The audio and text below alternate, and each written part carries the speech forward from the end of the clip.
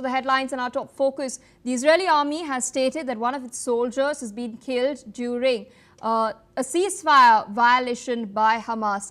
The Israeli military has identified the soldier killed as 37-year-old Yonah Ephraim Fieldbaum, stating that he fell during combat in southern Gaza.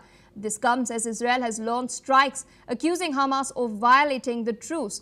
Meanwhile, Gaza's civil defense says that at least 50 people have been killed and dozens wounded in fresh Israeli strikes on the territory.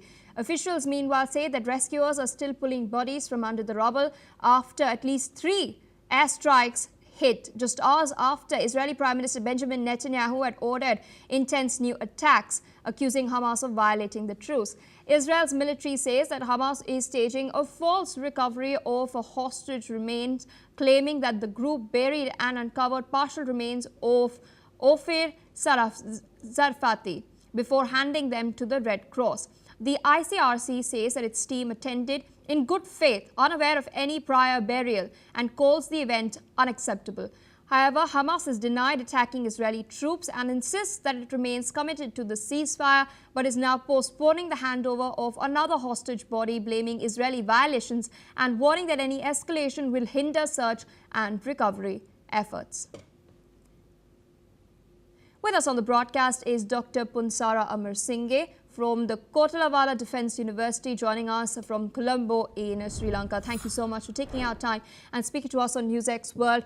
Fresh Israeli airstrikes have been reported in Gaza. We'd seen similar such airstrikes take place in the West Bank yesterday as well. The IDF has accused Hamas of violating the ceasefire. Hamas has now stated that they've not done so and are withholding the release of another hostage body, claiming that it is the IDF that violated the ceasefire.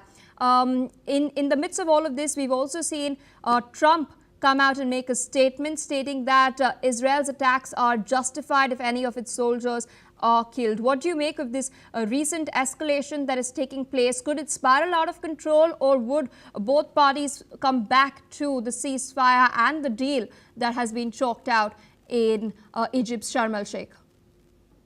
I think the entire ceasefire agreement seems to be teetering on the edge with these ongoing escalations, which we can clearly see from Gaza. And as President Trump clearly illustrated, the ceasefire agreement cannot be jeopardized at any cost, but he insisted that if Israeli military gets attacked, of course Israelis do have every right to defend themselves. They can retaliate, which is going on at the moment in Gaza. But when you look at the ground reality, it becomes very much obvious that the entire escalation has risen from what happened in Kyiv in South Gaza.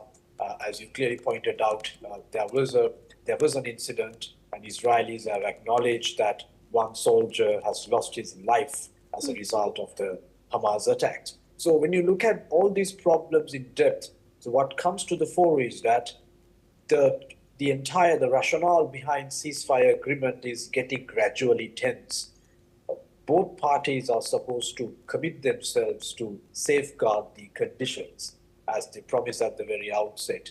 But we can see from the side of Hamas being an unstate actor and the cardinal actor with regard to related to the ceasefire agreement from Gazan side, they have not been keeping their word to safeguard the conditions. So if you look at the attempt of the recovery of this the hostage body, that was completely a fake attempt and a blatant violation of the certain principles in international humanitarian law. When ICRC went there to receive the dead body, the so-called fake dead body, and they went there in good faith. So after that, International Committee on Red Cross has publicly stated that it was a clear violation, a blatant violation of the ceasefire condition. So when you look at all these realities one by one, what we can assume is that the worse violations are yet to come if Hamas is not going to keep their stances.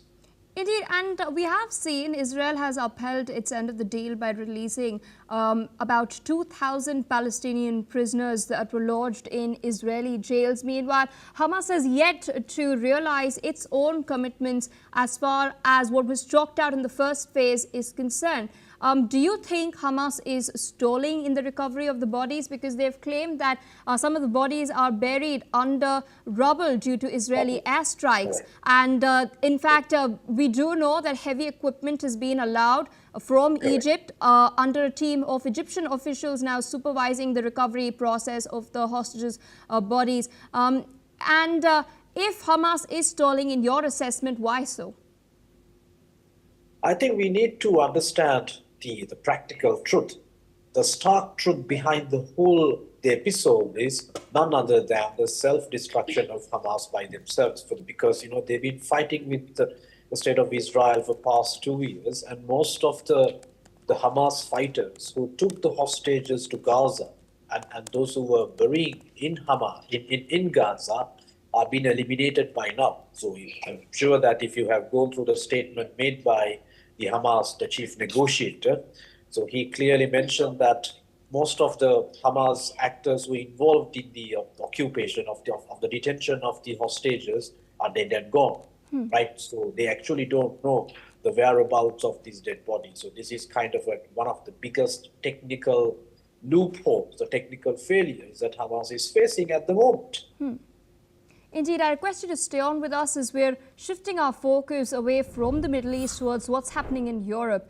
Now, according to reports, Russian air defense systems have reportedly destroyed 100 Ukrainian drones overnight. The drones, said to be part of ongoing military operations, were intercepted and neutralized before reaching strategic targets.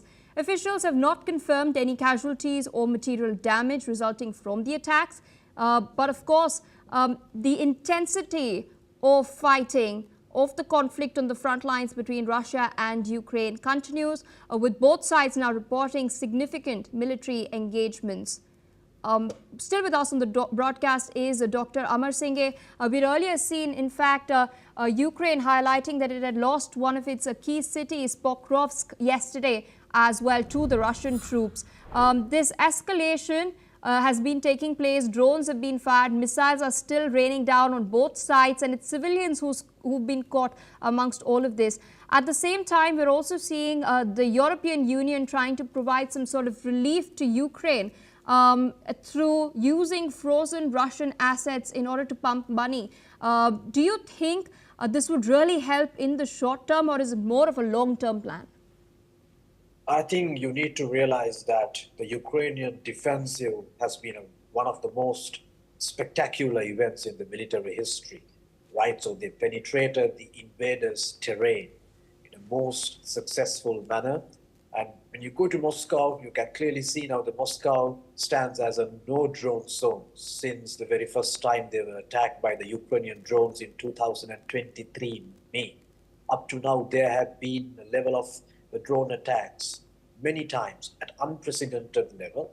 So, and even though the Russians are claiming that they have shot down the Ukrainian drones, the Ukrainian defense is becoming more and more ruthless upon the Russians. So that is one thing that stands as a ground reality. Because unlike the Russian forces who are fighting a very conventional war in the Ukrainian mainlands by using heavy artillery, mortar, and all kind of lightning effects, Ukrainians they are executing a different military strategy, hugging your enemy, bringing the war back to the invaders' land, and it has worked pretty well. And with regard to the question that you raised, whether the European Union support to Kyiv is going to work in the long run, I think that is completely ambiguous, because even though Ukraine has been promised by the European allies and the Americans, right, at an unprecedented level to support their war machinery, most of the promises are being kept just as promises. Pretty sure if you just recently viewed what happened to the Tomahawk missile negotiation between the United States and Ukraine that ended up as an unmitigated disaster. The Ukraine was again isolated. Even when it comes to the European allies, of course, they have been helpful to Kyiv, but to a certain extent. So it's kind of a one-man show for the past 2 years, which we have been witnessing.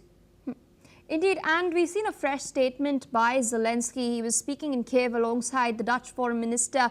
He's urged China to stop helping Russia evade Western sanctions and to use its influence to press Moscow to end the war. That's not all. There was a statement that came out yesterday as well, with Zelensky putting a request with Donald Trump to raise this particular issue with Xi Jinping in the meeting, a bilateral meeting that is slated to take place tomorrow at the APEC summit. This is, of course, keeping in mind the energy imports that China has been increasing from Russia, the sort of fiber optic cables, lithium-ion batteries that China is providing Russia, that is being used in manufacturing fiber optics drones that can then strike deeper into Ukrainian territory.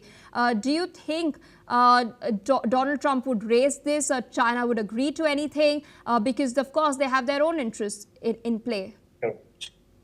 Of course, I think you clearly understood the whole rationale behind the tug-of-war between Beijing and Washington. When Trump meets Xi Jinping, he might implicitly mention that issue, but then we can't exactly guarantee that the Beijing would completely abstain from supporting Moscow. At the same time, we need to acknowledge China has never openly supported Russian war machinery. So these are all based on intelligence reports. As you clearly identified, the Chinese have been providing certain software tools to the Russians because under the European sanctions, the Russians did not have direct access to the market and they took it from a third party, that was China, right? So these things have been happening for the past 2 years since the outbreak of the Ukrainian invasion. But we can't exactly say that Chinese will simply pay their heed to Donald Trump by completely stopping their armed equipments and the machinery support to Moscow, which is highly unlikely. All right, Dr. Amar Singh, with that, I would like to thank you for taking out time and sharing your analysis with